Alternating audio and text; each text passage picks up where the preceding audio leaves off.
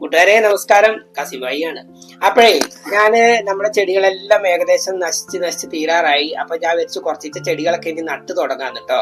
അപ്പൊ അവിടെ ഇവിടെ കണ്ട പച്ചപ്പായ കുറച്ച് ചെടികളെല്ലാം പറിച്ച് ഒന്നും കൂടിയും വൃത്തിയായിട്ട് നടാൻ നോക്കുകയാണ്.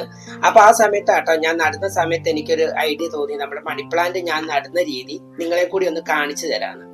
അപ്പൊ മണി പ്ലാന്റ് ഒരു ചെറിയ കഷ്ണം എനിക്ക് കിട്ടിയിട്ടുണ്ട്. അപ്പൊ ഇത്രയുള്ളൊരു വള്ളിയാണ്. ഇതിന്റെ അപ്പുറം കുറച്ചും കൂടി ഉണ്ട് കേട്ടോ. അപ്പൊ അത് നടുന്ന രീതി, ഞാൻ നടുന്ന രീതിയാണ് നിങ്ങളെ കൂടി കാണിച്ചു തരാം. കാരണം നമുക്ക് ചട്ടിയിൽ നിറഞ്ഞ നല്ല ബുഷായിട്ട് നമുക്ക് മണി പ്ലാന്റ് കിട്ടണമെങ്കിൽ ആ രീതി തന്നെ നമ്മൾ അത് നടണമല്ലോ. അപ്പൊ ഞാൻ നടുന്ന രീതി കേട്ടോ ഞാൻ നിങ്ങളെ കാണിച്ചു തരുന്നത്. കുറെ പേർക്ക് അറിയാം, അറിയാത്ത കൂട്ടുകാർക്ക് വേണ്ടി കേട്ടോ. അപ്പൊ ഇതുപോലത്തെ ഒരു വള്ളി നമുക്ക് കിട്ടുമ്പോൾ ഇത് കണ്ടോ, ഇതൊരു നൂഡിലാണ്. ഇവിടുന്ന് ഒരു ഇലയുടെ താഴത്തോട്ട് ഒരു വേര് വരുന്ന കേട്ടോ. അപ്പൊ ആ ഭാഗം വെച്ച് നമുക്ക് ഇങ്ങനെ കട്ട് ചെയ്തെടുക്കാം.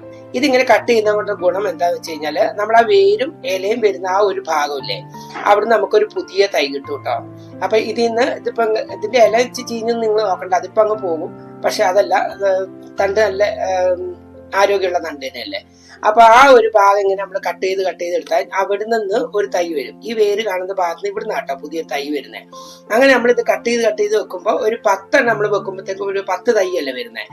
അങ്ങനെ നമ്മളിത് ചട്ടിയിലോട്ട് ചേർത്ത് മൊത്തത്തിൽ ഇങ്ങനെ നട്ട് വരുമ്പോൾ അപ്പൊ നമ്മുടെ ചട്ടി നിറച്ച് നമുക്ക് കിട്ടും. അപ്പൊ ഞാൻ ഇതെല്ലാം കട്ട് ചെയ്ത് ഇങ്ങനെ വെച്ചിട്ടുണ്ട്. ഇനിയിപ്പോ നമുക്ക് ചട്ടിയിലോട്ട് വെച്ചിട്ട് ഞാൻ കാണിച്ചു തരാവേ. അങ്ങനെ നമ്മളിത് ഓരോന്നോരോന്നായിട്ട് നമ്മൾ ചട്ടിയിലോട്ട് ഇങ്ങനെ നട്ട് സെറ്റാക്കി വരണം. ഈ സെറ്റാക്കി ഫുള്ളായിട്ട് വരുമ്പോഴത്തേക്ക് ഇതാ ഈ ഒരു രീതിയിൽ കിട്ടും. അപ്പൊ തന്നെ നിങ്ങൾക്ക് ഊഹിക്കാലും ഇപ്പൊ തന്നെ ഇത്രയുണ്ട്. അപ്പൊ ഇതിനകത്ത് ഓരോരോ തൈകളും കൂടി വന്ന് കുറെ ഇല കൂടെ വരുമ്പോൾ ബുഷായിട്ട് വളർന്ന് താഴോട്ട് വള്ളിയായിട്ട് വരും. താഴോട്ട് വള്ളിയായിട്ട് നിങ്ങൾക്ക് വേണ്ടെങ്കിൽ അതേ മുട്ട പോലെ നിൽക്കണമെങ്കിൽ വീണ്ടും കട്ട് ചെയ്ത് തന്നെ കൊടുത്താൽ മതി കേട്ടോ. അങ്ങനെ ഇത് ഞാൻ ഇത് നമ്മുടെ ഗോൾഡൻ പോത്തോസ് ആണ്. നമ്മുടെ സാധാരണ നാട്ടുപുറത്ത് കാണുന്ന സാധാ പോത്തോസ് ആണ്. പിന്നെ മറ്റൊന്നെന്ന് പറഞ്ഞു കഴിഞ്ഞാല് പിന്നെ എൻ്റെ അടുത്ത് കുറച്ച് നമ്മുടെ എൻജോയ് പോത്തോസ് ഉണ്ടായിരുന്നു. അപ്പൊ അത് ഞാൻ ഇതുപോലെ നട്ടു കൊടുത്തിട്ടുണ്ട്. പക്ഷെ ഇപ്പൊ നാടൻ പോത്തോസ് ഒക്കെ പെട്ടെന്നാവുമെങ്കിലും എൻജോയ് പോത്തോസ് അത്ര പെട്ടെന്നാവില്ല കേട്ടോ. ഇത് നമ്മുടെ വെരിക്കേറ്റ മറ്റൊരു പോത്തോസ് ആണ്. നമ്മുടെ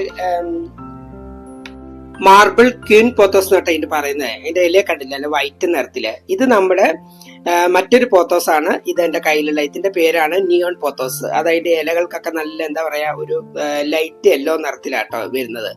അങ്ങനെ ഇത്ര 3 സൈസാണ് ഇപ്പൊ എന്റെ നിലവിലുള്ളത്. അതുപോലെ തന്നെ ഞാൻ പുതിയൊരു പോത്തോസ് ഇന്നലെ മേടിച്ചിട്ടുണ്ടായിരുന്നു. ഇതിന് 80 രൂപ കേട്ടോ വില. ഇതിന്റെ പേര് എനിക്കറിയില്ല. ഇത് നമ്മുടെ മണി പ്ലാന്റ് വർഗത്തിൽപ്പെട്ട സംഭവം തന്നെയാണ്. അപ്പൊ അറിയുന്ന കൂട്ടുകാർ കമന്റ് ആയിട്ട് പുതിയ വീഡിയോയിൽ കാണാം. ടാറ്റാ.